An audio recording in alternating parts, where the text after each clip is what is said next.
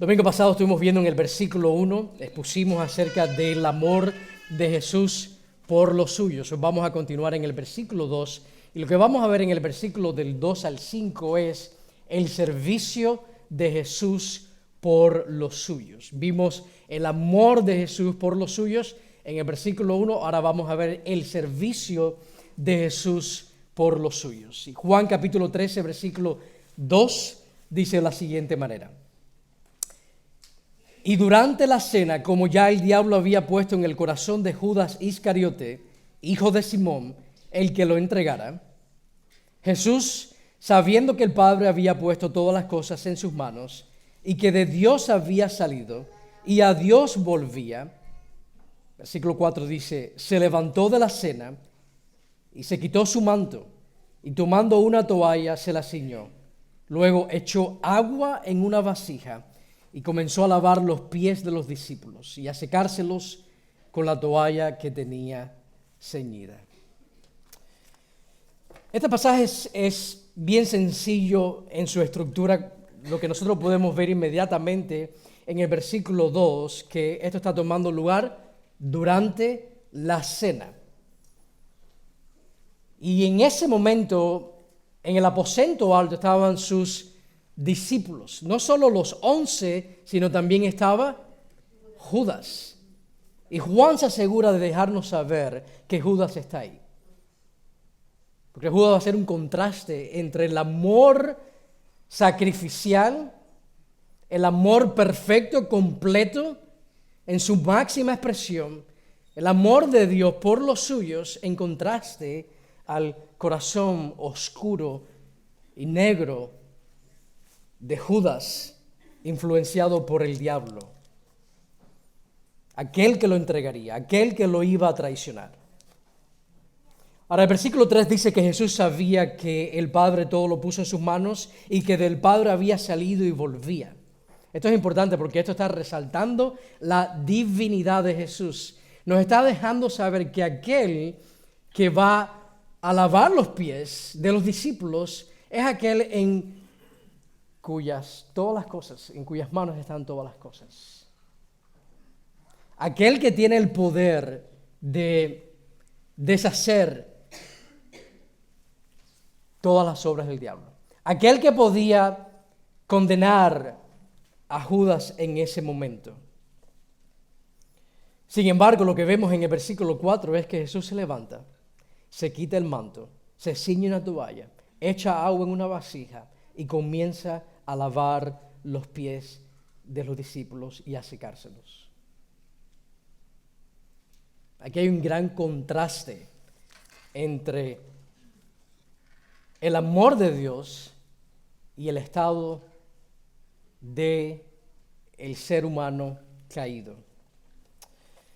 Y el servicio de Jesús por los suyos ilustra el amor de Jesús por los suyos, porque amar es más que decir que amas. Y la máxima expresión de amor por parte de Jesús por los suyos la vemos en la cruz, que ahora va a ser ilustrada en este acto de servicio de Jesús al lavar los pies a sus discípulos. En Efesios 5:2 dice, andar en amor, así como también Cristo os amó. ¿Y cómo fue que Él nos amó? Bueno, Efesios 2 nos recuerda que se dio a sí mismo por nosotros, ofrenda y sacrificio a Dios, como fragante aroma. Y en ese capítulo 5 Él continúa diciéndole, esposos, todos miren hacia el frente, por favor. Esposos, amar a vuestras esposas. ¿Y cómo debemos amar a nuestras esposas? Como Cristo amó a la iglesia y se dio a sí mismo por ella. ¿Cómo la amó? La amó de una forma sacrificial. Sirvió a su iglesia de forma sacrificial, al punto de dar su vida, al punto de ir a una cruz y morir en esa cruz por nosotros. Primera de Juan 3:16 nos recuerda que en esto conocemos el amor, en que Él puso su vida por nosotros. Así que este pasaje ilustra cómo Dios nos amó y lo hizo sirviéndonos. Nos sirvió. Tomó la posición de un siervo. Se humilló. Tomó la posición de un esclavo y nos sirvió por amor. Ahora, noten el versículo 1 y 3 que el énfasis en estos primeros 3 versículos está en lo que Jesús sabía. Dice el versículo 1, sabiendo que su hora había llegado. Y en el versículo 3, sabiendo que el Padre había puesto todas las cosas en sus manos. Ahora aprendimos que este saber aquí es más que mero conocimiento. Esto es amor intencional, preciso y eterno. Esto es amor planeado. Es un amor que muestra la intención de Dios de amarnos y servirnos y justificarnos. Un amor desde antes de la fundación del mundo. Es un amor que muestra la disposición del Salvador, que sabiendo que al crearnos, que al pecado entrar en este mundo, al Él descender del cielo, iba a terminar ¿en dónde? En la cruz. Como nuestro sustituto. Y aún así, Él vino.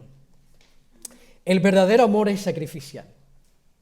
El verdadero amor es servicial. El verdadero amor es sin egoísmo. El verdadero amor pone el beneficio de la otra persona antes que el beneficio propio. Y lo vemos ilustrado en la cruz. Ahora, los versículos 4 y 5 hacen una transición de lo que Jesús sabía, versículos 1 y 3, a lo que Jesús hizo. Y eso va a ser ilustrado ahí en Jesús, lavándole los pies a los discípulos. Pónganse a pensar en esto. Las mismas manos que sostienen todas las cosas. Dice el versículo 3 que el Padre ha puesto todas las cosas en sus manos. Las mismas manos que sostienen el universo son las mismas manos que nos han servido a nosotros. Y el domingo que viene vamos a ver que son las mismas manos que nos han lavado. Nos han servido y nos han lavado. Jesús tenía toda autoridad, teniendo todo poder. ¿Cómo fue que usó su posición y derecho? Lo usó para servirnos. Miren el versículo 4. El versículo 4 dice que Él se levantó.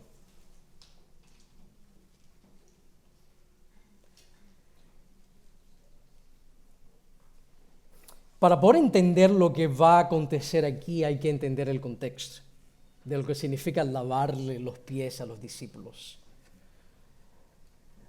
Lavarle los pies a otra persona, a un invitado, era algo que se reservaba para el esclavo más bajo, de más baja posición. Era un trabajo vil que ningún esclavo quería hacer. De hecho, en la antigüedad, cuando un rabino tenía discípulos, ellos en ocasión servían a su maestro, servían a sus rabinos, pero nunca al punto de lavarle los pies a su maestro, a su rabino. Esto era la costumbre. Si tú llegabas a un lugar, es como en el día de hoy, si tú llegas de visita a una casa, ¿qué es lo bueno que tú puedes hacer por la visita? Tú le ofreces un vaso de agua, le ofreces un cafecito. Si tú llegas a una casa y no te ofrecen ni un vaso de agua, yo creo que te están enviando un mensaje subliminal, ¿verdad? Como que no eres muy bienvenido en ese lugar. De la misma forma, llegar a una casa, y especialmente cuando se iba a cenar, no lavarle los pies a tus invitados era un insulto. Pero esa responsabilidad no la hacía el señor de la casa, no la hacía el anfitrión, no lo hacía cualquier esclavo, lo hacía el esclavo por debajo de los esclavos. La primera vez que se menciona esta costumbre va mucho más allá del tiempo de Jesús. La primera vez que lo encontramos en la Biblia es en Génesis 18. Y Génesis 18 fue escrito, mejor dicho, el contexto ahí está registrando un evento de 2000 años antes de Cristo, en el tiempo de Abraham. Así que 2000 años antes de este acontecimiento aquí, en Juan 13 ya era la costumbre de lavarle los pies a tus invitados. Y fue cuando Abraham recibió esas 3 personas, donde él dijo, siéntense, donde él dijo, van ahora a traer agua para que sus pies sean lavados. Así que esa tarea le tocaba al esclavo más bajo. Incluso entre los judíos, porque a veces entre el pueblo judío, un judío se podía vender como esclavo para pagar una deuda. Y después en el año jubileo se podía vender por 6 años como esclavo y en el 7º año recibía su libertad. Un esclavo judío en un hogar en medio de judíos, ese esclavo judío, el amo no podía exigirle que le lavara los pies. Ese trabajo estaba reservado para los esclavos gentiles. Noten eso, porque lo que Jesús va a hacer aquí, a los ojos de los discípulos, es un escándalo. En 1 Samuel 25:41 está la historia de Abigail. Y ella dice, cuando llegan los siervos de David para tomarla como esposa, dice, y ella, Abigail, se levantó y postrándose rostro en tierra, dijo, he aquí, vuestra sierva es una criada para lavar los pies de los siervos de mi Señor. Así que estaba por abajo de lo que era ser un siervo, un esclavo. Hace unos años atrás, Estados Unidos invadió Irak. ¿Se recuerdan? Cuando lo de Saddam Hussein fue derrotado y cuando el ejército americano entró en ese país y todas las cámaras estaban captando los acontecimientos. Hubo un acontecimiento bien interesante, fue cuando llegaron ahí a Bagdad y había una estatua grandísima como de 40 pies de altura de Saddam Hussein y esa estatua la tumban y están los iraquíes ahí como subiéndosela encima y pateándola. Y había una imagen bien particular y fue cuando muchos de ellos se quitaron las sandalias o las chancletas y empezaron a golpear la cara de esa estatua, representando un desprecio total con ese acto. Los pies sucios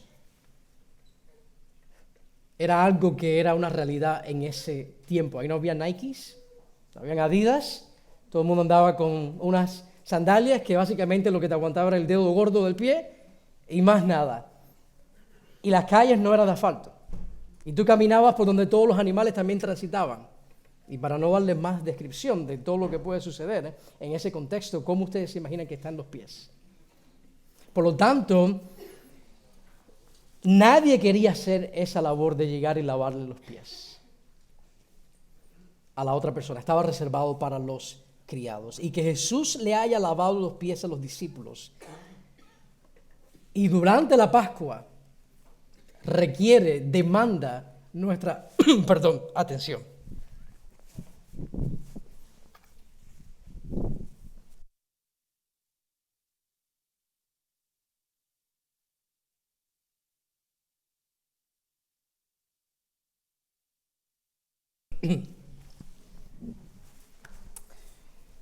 Lucas 17. Y estoy mencionando todos estos pasajes porque es importante que tengamos el trasfondo de lo que vamos a ver aquí. De Jesús levantarse de quitarse su manto y tomando una toalla dice que él se la ciñe, ¿verdad? Él se está vistiendo como un esclavo. Parecido a lo que dice Filipenses capítulo 2 que el pastor Axis leía. Dice que tomando forma de siervo, de esclavo. Esta toalla que él se estaba poniendo, ciñendo, así se vestían los esclavos. Lucas 17 dice, ¿quién de vosotros tiene un siervo arando o pastoreando ovejas y cuando regresa del campo le dice, ven enseguida y siéntate a comer?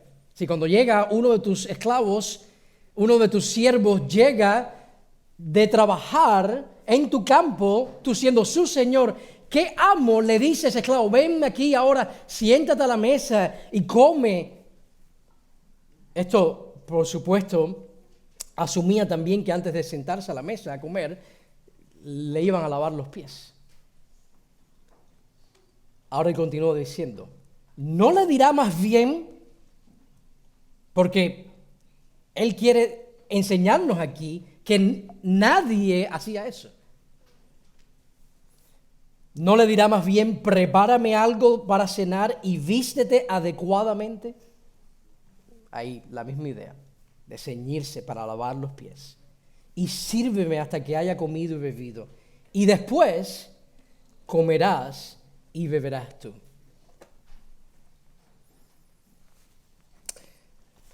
Vayan conmigo a Juan capítulo 1. Ustedes van a ver en el Evangelio de Juan donde aparece por primera vez. Gracias. Donde aparece por primera vez en el Evangelio de Juan el tema de lavar los pies. Y es muy probable que usted nunca lo haya visto. Miren sus Biblias el versículo 27.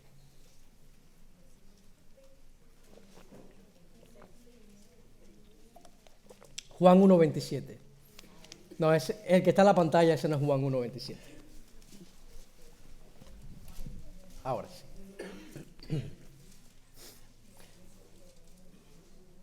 Mire su Biblia.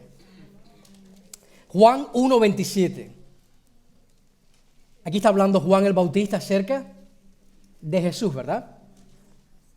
Dice que Él es el que viene después de mí, a quien yo no soy digno de desatar la correa de la sandalia.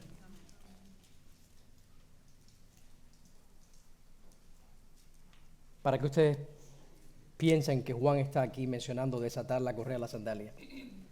¿Para cambiarle los zapatos porque le compró un par de zapatos nuevos? No, para lavarle los pies.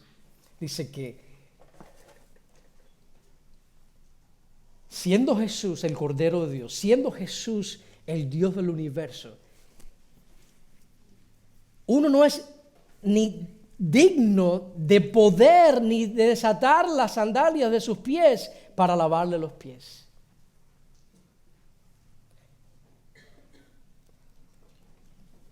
Pero ¿quién es el que va a lavar los pies aquí? Regresen a Juan 13.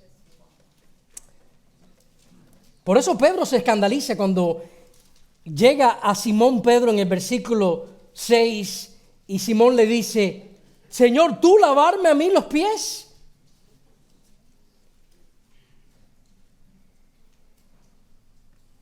Esto es un símbolo de humillación. Es algo inconcebible. Que no solo un rey haga esto, sino el Rey de Reyes. Y el lavar los pies está apuntando hacia la cruz. Lo que él estaba haciendo en ese momento por sus discípulos estaba ilustrando lo que él iba a hacer horas después por ellos en la cruz. En pocas palabras, algo que no merecíamos, algo que nos tocaba a nosotros ir a la cruz, ¿verdad? Él es nuestro sustituto, era nuestra culpabilidad, era nuestro pecado, fue nuestra ofensa, nuestro castigo. Nosotros teníamos que haber terminado en la cruz. Pero Él se levantó, asumió la posición de esclavo para servirnos al tomar el lugar que nos correspondía a nosotros en esa cruz. Por causa de nuestro pecado, por causa de nuestra rebelión, de tu rebelión, de mi rebelión, para que pudiéramos ser perdonados, para poder nosotros recibir justificación. La cruz es algo glorioso. La iglesia necesita pensar más en la cruz. La iglesia necesita estar maravillada con la persona, con la vida, las palabras y la obra de Jesucristo. Necesita eso más que 3 pasos para saber cómo lidiar con el lunes. Nuestro mayor problema ya ha sido resuelto. Jesús le lava a los discípulos, los pies a los discípulos, enseñándoles aquí la magnitud y el significado de la obra que Él va a hacer. Porque la crucifixión es algo horrendoso. Debería producir en nosotros un escándalo, como sucedió aquí cuando Él le fue a lavar los pies a los discípulos. Ese es el punto, que cuando nosotros miremos hacia la cruz, nosotros nos quedemos sin palabras por lo que Cristo ha hecho, cómo nos ha servido. No solamente nos dijo que nos amó, sino que ese amor fue expresado en cómo nos sirvió. Y la expresión suprema, máxima, completa, perfecta de amor la vemos en la cruz. Ahora, la cruz también es algo maravilloso, por todo lo que Él hizo a nuestro favor. Es espantosa por lo que Él tuvo que soportar, pero es maravillosa porque nos lavaría de nuestros pecados para siempre. Ahora, ¿cómo sabemos nosotros cuando leemos Juan 13 que este acto de Jesús lavarle los pies a los discípulos está apuntando hacia la cruz? Porque Juan 13 muchas veces se predica como solo un ejemplo. El ejemplo de Jesús, ahora tenemos que servirnos los unos a los otros. Sí, eso vamos a verlo después. Y debe ser una de nuestras respuestas por amor a Él y amor a los demás, servirnos, porque es un amor sacrificial, es un servicio sacrificial impulsado por el amor, es un amor, un servicio que no busca el interés propio. Pero hay algo mucho más profundo aquí. Noten el versículo 4. Dice que Él se quitó su manto. Y piensa en eso. Él se levanta, se quita el manto o lo pone a un lado, se quita algo y después toma otra cosa. Él da y después la vuelve a tomar. Si usted ha estado con nosotros ya en esta serie de Juan, esas palabras le pueden parecer familiares. Él da su vida y después la vuelve a tomar. Vaya conmigo Juan 10. Oje sus Biblias atrás. Juan está usando aquí intencionalmente esas palabras en el versículo 4 para enseñarnos a nosotros, que estamos leyendo ahora el Evangelio de Juan mucho tiempo después de estos acontecimientos, para enseñarnos a nosotros que este acto de servicio que Jesús está haciendo por los suyos está ilustrando lo que Él va a hacer en la cruz después por ellos. Él va a entregar su vida y después la va a volver a tomar. De hecho, las palabras que usa ahí en el griego, en Juan 13, en versículo 4, son las mismas palabras que vemos aquí en Juan 10. Cuando él dice se quitó o puso a un lado, viene el versículo 17. Por eso el Padre me ama, porque yo doy mi vida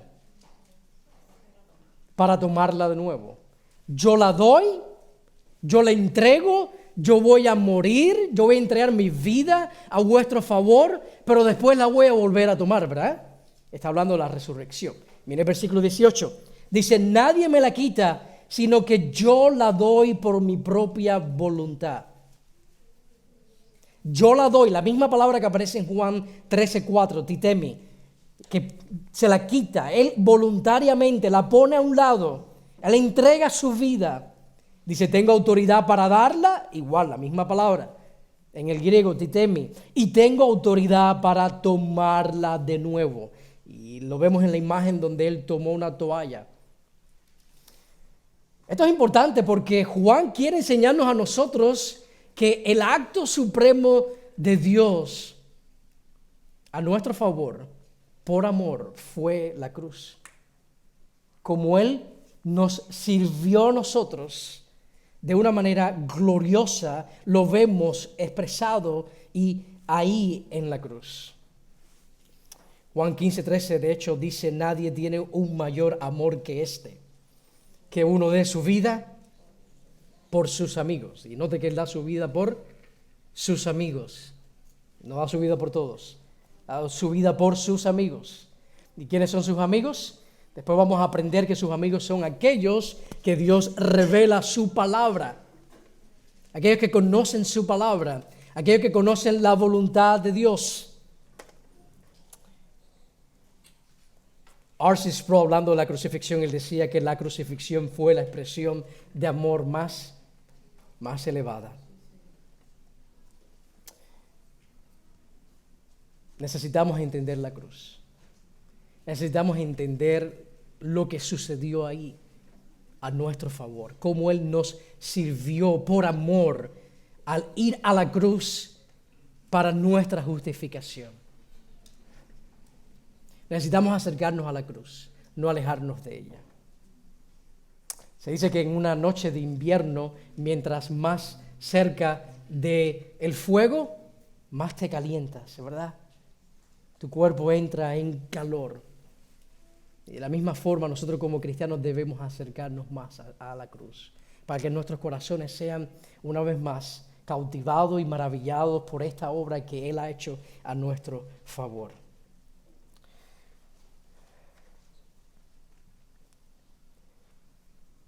Dice el versículo 5 que Él echó agua en una vasija y comenzó a lavar los pies de los discípulos y a secárselos con la toalla ceñida, que tenía ceñida.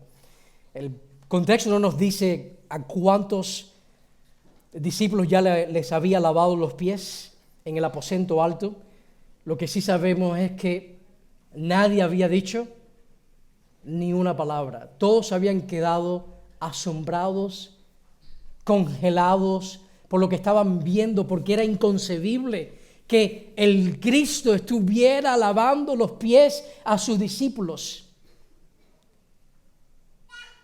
¿Quiénes tenían que haber comenzado a lavar los pies ahí? Los mismos discípulos, ¿verdad? Habían hasta hermanos entre ellos.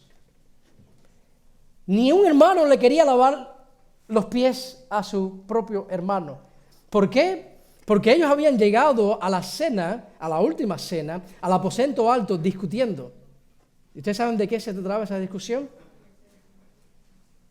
¿Quién de nosotros iba a ser el mayor en el reino de los cielos?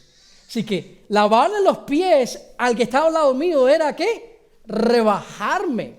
¿Por qué? Porque yo voy a ser mayor que tú en el reino de los cielos. Y aquí Jesús les va a enseñar a ellos que aquellos que pertenecen al reino de los cielos no son los que se enaltecen, sino los que se humillan.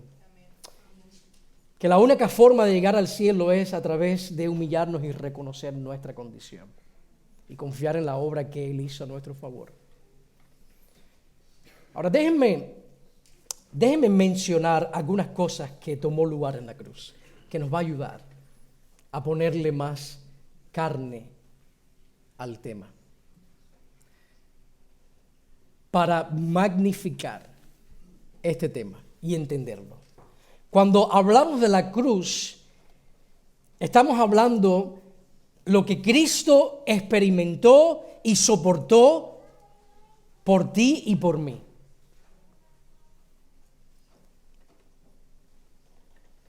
Él experimentó y soportó vergüenza, insultos, un ataque a su persona, soportó mentiras en su contra. ¿Cómo se siente que estén hablando mentiras en contra tuya? Calumnias en contra tuya. Él soportó dolor físico, emocional y espiritual. Soportó una corona de espinas, agonía, angustia, aflicción, burla, golpes. Él fue blasfemado. Le negaron agua y comida. Él fue escupido, bofeteado. Fue abandonado por sus discípulos y por su familia. Dice que solo su madre estaba ahí cuando él estaba siendo crucificado. De los de su familia. Fue rechazado socialmente. Mientras el Cristo iba a la cruz por nosotros, por amor, para servirnos, él no tuvo un tiempo de decirle a los soldados romanos, denme 5 minutos, denme un break, déjenme limpiarme la cara de todas estas escupidas que yo tengo encima de mí. Déjenme limpiarme un poco la sangre. Denme 5 minutos para retomar mi aliento nuevamente. Dice, fue separado del Padre. El peso del castigo por todos los pecados de los suyos llevó. Clavado en una cruz.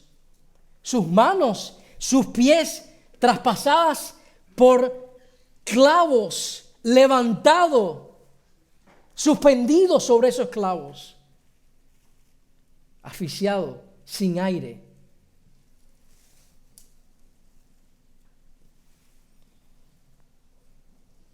Los clavos rasgándole le sostenían. Sus pulmones se quedaban sin oxígeno. Dice que sufrió hostilidad en manos de pecadores. Se dice que hasta el día de hoy han vivido aproximadamente en la historia de la humanidad 107 billones de personas. Desde Adán y Eva hasta el día de hoy se estima que 107 billones de seres humanos han existido. Ninguno de esos seres humanos tiene las mismas huellas dactilares. Todas diferentes. Y las mismas manos que Él creó fueron las mismas manos que lo crucificaron.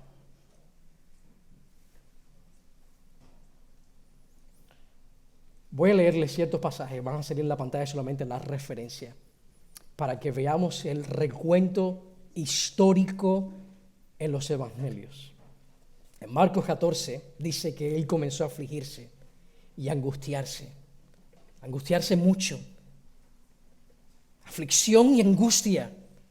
La cruz significa aflicción y angustia. Y les dijo a sus discípulos, mi alma está muy afligida hasta el punto de la muerte.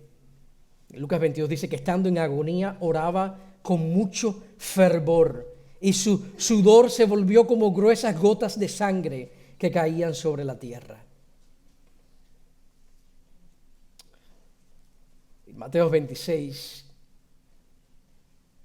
nos dice que en aquel momento Jesús dijo a la muchedumbre, como contra un ladrón habéis salido con espadas y garrotes para arrestarme. Cada día solía sentarme en el templo para enseñar y no me prendisteis. Pero todo esto ha sucedido para que se cumplan las escrituras de los profetas. Entonces, todos los discípulos le abandonaron y huyeron. Entonces el sumo sacerdote rasgó sus vestiduras, diciendo, has blasfemado. ¿Qué necesidad tenemos de más testigos? He aquí, ahora mismo habéis oído la blasfemia. ¿Qué os parece? Ellos respondieron y dijeron, todos los que estaban ahí, el Sanedrín, que Jesús es reo de muerte. Entonces le escupieron el rostro y le dieron de puñetazos y lo abofeteaban. Dice Marcos 15 que le golpeaban la cabeza con una caña y le escupían, y poniéndose de rodillas le hacían reverencias, le hacían burla. La cruz significa todo eso. Dice Lucas 22 que los hombres que tenían a Jesús bajo custodia se burlaban de él y le golpeaban. Y Mateo 27 nos cuenta que los soldados del gobernador llevaron a Jesús al pretorio y reunieron alrededor de él a toda la cohorte romana, y desnudándole le pusieron encima un manto escarlata y tejiendo una corona de espinas se la pusieron sobre su cabeza y una caña en su mano derecha, y arrodillándose delante de él le hacían burla diciendo: «Salve, Rey de los judíos». Y escupiéndole tomaban la caña y le golpeaban en la cabeza. Y después de haberse burlado de él, le quitaron el manto, le pusieron sus ropas y le llevaron para crucificarle. Mateo 27 dice que desde la hora sexta, si desde el mediodía, de 6 de la mañana, 6 horas después, la hora sexta, el mediodía, hubo oscuridad sobre toda la tierra hasta la hora novena. 6 más 3, 9, ¿verdad? Después de las 12 del día, 3 horas después, las 3 de la tarde. Dice que Jesús exclamó a gran voz diciendo: «Elí, Elí, lema sabactani». Esto es: Dios mío, ¿por qué me has abandonado? Algunos de los que estaban allí al oírlo decían: «Este llama a Elías». Y al instante uno de ellos corrió y tomando una esponja la empapó en vinagre y poniéndola en una caña le dio a beber. Pero los otros dijeron: «Deja, veamos si Elías viene a salvarle». Entonces Jesús, clamando otra vez a gran voz, exhaló el espíritu, y aquí el velo del templo se rasgó en dos, de arriba abajo, y la tierra tembló, y las rocas se partieron, y los sepulcros se abrieron, y los cuerpos de muchos santos que habían dormido, que estaban muertos, resucitaron. Y saliendo de los sepulcros, después de la resurrección de Jesús, entraron en la santa ciudad y se aparecieron a muchos. El centurión y los que estaban con él custodiando a Jesús, cuando vieron el terremoto y las cosas que sucedían, se asustaron mucho y dijeron: «En verdad, este era Hijo de Dios».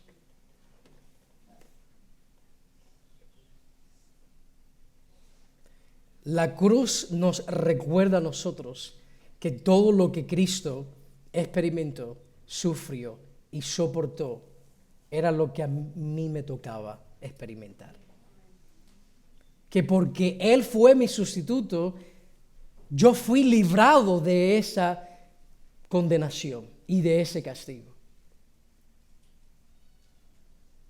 ¿Cuál debe ser la respuesta del pecador a la obra de Cristo en la cruz? Arrepentimiento y fe. La respuesta del pecador debe ser: «Oh Dios mío, gracias por la misericordia que has tenido por mi vida, por mí, porque yo mereciendo lo que Cristo recibió, oh Señor, he sido perdonado». La respuesta adecuada del pecador es arrepentirse y fe.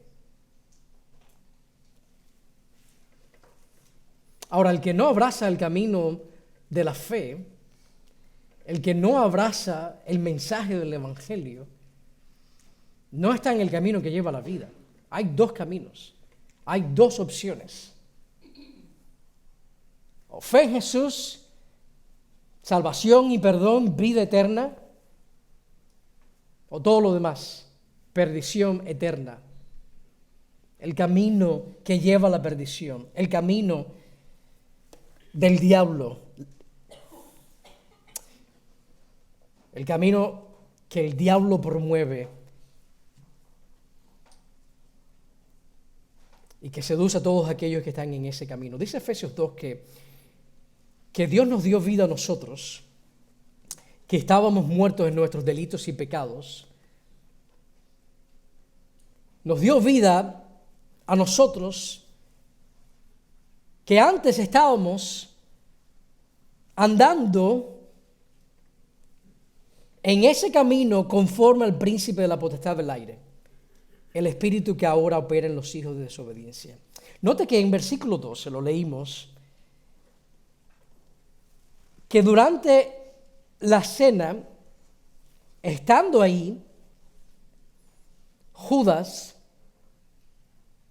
fue que Jesús hizo todo esto, pero Juan nos deja claramente, nos deja saber que ya el diablo había puesto en el corazón de Judas entregar a Jesús. Esto Juan lo ha mencionado otras veces, en el capítulo 6 y en el capítulo 12 se nos dice de antemano lo que va a suceder, que Judas va a entregar a Jesús. Pero no nos dice todavía por qué. Es hasta el versículo 2 que Juan nos deja saber que él lo va a entregar porque el diablo había puesto en el corazón de Judas a hacer esto. Noten que él no obligó a Judas. Noten que él lo hizo voluntariamente. Él escogió obedecer al diablo antes que a Jesús. Y eso es algo bien triste porque tú dices tan cerca pero tan perdido.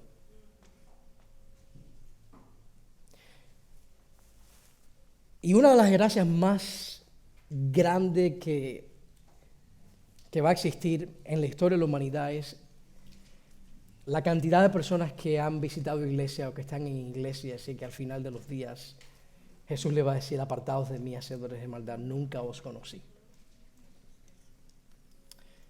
Estar presente en un edificio no te salva.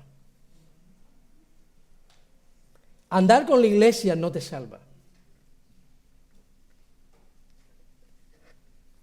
Participar en las cosas en la iglesia no te salva.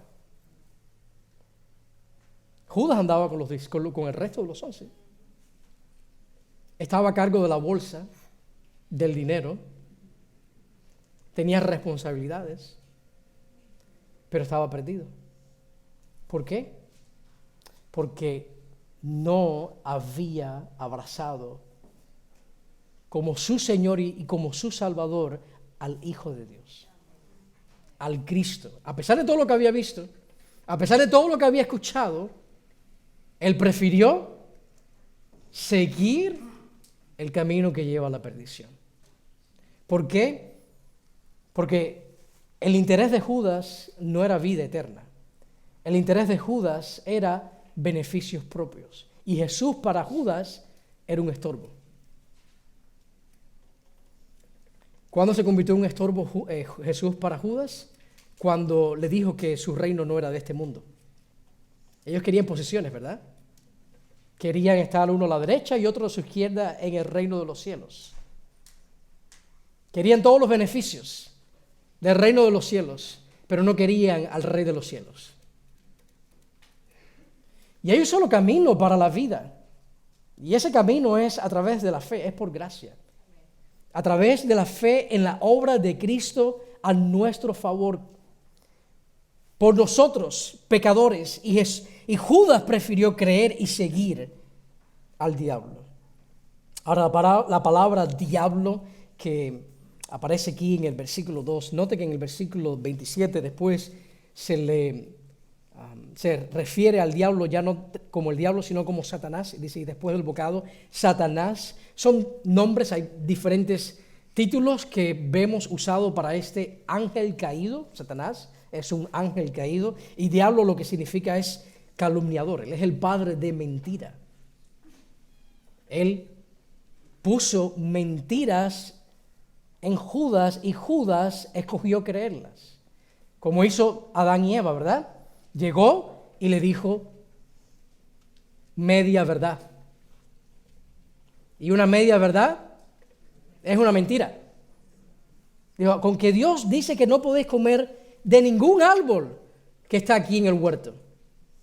Eso no fue lo que Dios dijo. O sea, el diablo es el calumniador. Ahora, la palabra Satanás significa adversario, oponente, aquel que acusa, aquel que se opone a las cosas de Dios, a la obra de Dios.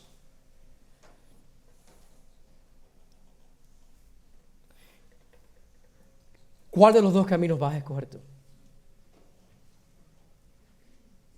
¿El que lleva la vida?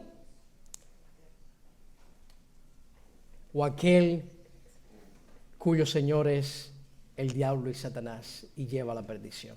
Ahora, para el creyente, ¿cuál es la respuesta adecuada a la cruz? Nosotros, que ya hemos creído, cuando nos acercamos constantemente y recordamos y vemos lo que Cristo ha hecho por nosotros, ¿cuál debe ser nuestra respuesta a la realidad de la obra de Cristo, de cómo Él nos ha servido al ir a la cruz por amor? ¿Cuál debe ser nuestra respuesta? Debe ser caminar en santidad, debe ser pureza, debe ser obediencia, debe ser una vida que está profundamente agradecida por lo que su Señor ha hecho, porque nos ha lavado los pies. Nosotros, siendo los que teníamos que ir a la cruz, Él fue por nosotros. Y quiero darle tres aplicaciones breves de lo que significa la cruz para nosotros, ¿no? La cruz para nosotros es fuente de fortaleza. Para el cristiano es fuente de fortaleza. Es perseverancia, es ánimo. Dice Hebreos capítulo 12, versículo 3, dice considerad. Piensen en esto, mediten en esto. Pongan todas sus energías y concentración en esto. Bueno, ¿en qué? Dice, considerar pues a aquel que soportó tal hostilidad de los pecadores contra sí mismo. Considera a aquel, ¿y quién es ese aquel ahí? A Jesús, que soportó la hostilidad contra Él mismo, la hostilidad que nosotros merecíamos. Dice, considera la cruz, para que no os canséis, ni os desaniméis en vuestro corazón. La cruz es fuente de ánimo para el creyente. Cuando estamos desanimados es porque no estamos contemplando mucho la cruz. Porque no tenemos puestos los ojos en el autor y consumador de nuestra fe. Que por el gozo puesto delante de Él, dice que no escatimó. Ir a la cruz por nosotros. Ahora, la cruz para nosotros también es un ejemplo de servicio sacrificial por amor. Es un ejemplo a imitar. Y es nuestra victoria sobre el pecado. Lo que Cristo hizo por nosotros, después vemos que somos llamados también de la misma forma que Él nos sirvió por amor, sacrificialmente debemos hacer los unos por los otros. Dice Primera de Pedro, capítulo 2, porque para este propósito habéis sido llamados, pues también Cristo sufrió por vosotros, dejándoos ejemplo para que sigáis sus pisadas. Dice, el cual no cometió pecado, ni engaño alguno se halló en su boca, y quien cuando le ultrajaban no respondía ultrajando. Cuando padecía no amenazaba, sino que se encomendaba a aquel que juzga con justicia. Y Él mismo llevó nuestros pecados en su cuerpo sobre la cruz, a fin de que muramos al pecado y vivamos a la justicia. Así que la cruz no solamente para nosotros es un ejemplo de servicio, un llamado a servir a aquel que Dios ha puesto a mi lado, sino que también es el poder para nosotros morir al pecado y vivir para la justicia. Y por último, la cruz es el camino de comunión con Dios. Primera de Pedro 3:18 dice, porque también Cristo murió por los pecados una sola vez, el justo por los injustos, para llevarnos a Dios, para que pudiéramos tener nosotros comunión con Dios, para que ahora podamos nosotros poder ser llamados hijos de Dios y poder tener comunión con nuestro Padre Celestial. Dice que Él fue muerto en la carne, pero vivificado en el Espíritu. Jesús sirvió a los suyos al ir a la cruz.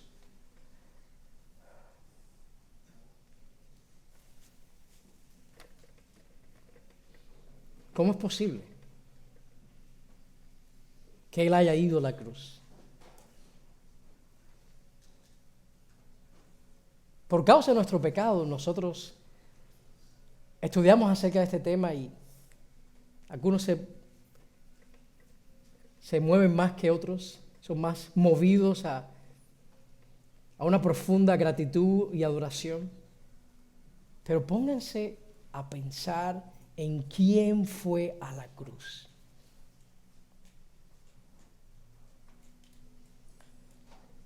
Jesús es el Señor de gloria. Jesús es el creador del universo. Hebreo lo describe como fiel Señor, como hijo sobre la casa de Dios. Jesús es soberano, gobernador y juez sobre todo. Normalmente, mientras más poder, más posición, más autoridad, más recursos, ¿qué es lo que vemos en el mundo? Sírvame a mí, ¿verdad? Más órdenes doy, más personas a mi servicio, más cosas. Jesús es el autor y consumador de la fe. Aquel que fue a la cruz es la fuente de todo gozo, el heredero de todas las cosas.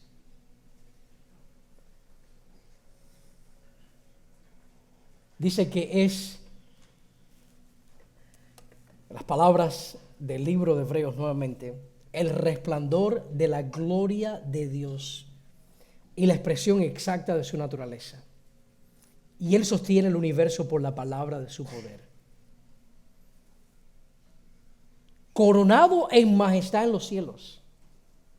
Aquel cuya miriada y miriada de ángeles le adoran. Sentado en su trono por encima de los cielos. ¿Quién fue a la cruz? El autor de nuestra salvación. ¿Quién es este Jesús? Digno de más gloria, de toda gloria. El Señor de señores, el Hijo de Dios, el siervo sufriente de Jehová, el guía de nuestras almas, el que lleva a muchos a gloria, nuestro gran sumo sacerdote, fiel y misericordioso, el Cordero de Dios, el que nos santifica y garantiza nuestra salvación, el mediador del nuevo pacto, ofrecido por nuestros pecados. ¿Quién fue a la cruz? El que nos llevó a nosotros hasta el lugar santísimo. Por medio de su sangre, coronado de gloria y honor. Y cuando pensemos en la cruz, es algo que sobrepasa nuestro entendimiento. ¿Cómo es posible que Él haya tomado nuestro lugar? Que no solo nos sirvió por amor, sino que lo hizo mostrando no solo con palabras, sino yendo a la cruz por nosotros. Vamos a orar.